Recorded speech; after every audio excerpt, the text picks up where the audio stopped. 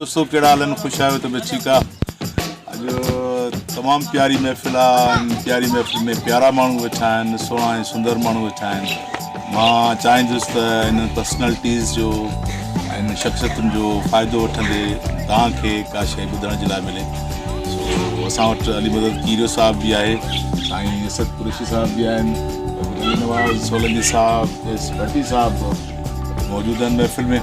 सो अली मदद तमामु सुठो ॻाईंदो आहे असद भाई। हा भाउ, तमामु सुठो ॻाईंदो आहे। मां चाहींदुसि अली मदद खां का शइ ॿुधिजे माहौल में। जी अली मदद। मां टे भाई जो मुझे तव्हांखे पसंदि ईंदी।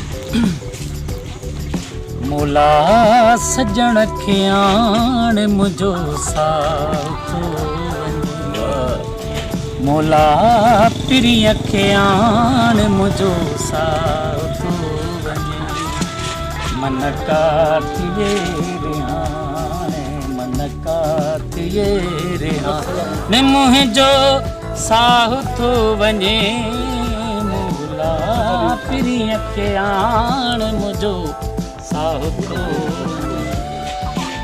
जॾहिं बि विस मसीत दुआ हिकिड़ी घुरम, जॾहिं बि विस मसीत दुआ हिकिड़ी घुरम, मेलो थे सजण साण मुंहिंजो साह थो वञे, मन काथिए रिहाणे, मन काथिए रिहाणे मुंहिंजो साह थो वञे, मोला पिरीअ खे आण मुंहिंजो साह थो वञे।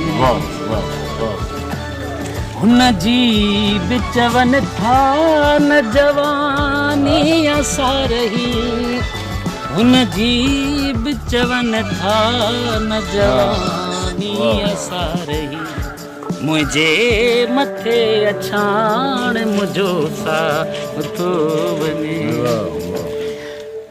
थोरो न जे डुबाई त पोइ रब जे वास्ते, थोरो न जे डुबाई त पोइ रब जे वास्ते, महबूब खे कयो ॼाण मुंहिंजो साह थो वञे, मन काथिए रिहाणे, मन काथिए रिहाणे मुंहिंजो साह थो वञे, मोला पिरीअ खे आण मुंहिंजो साह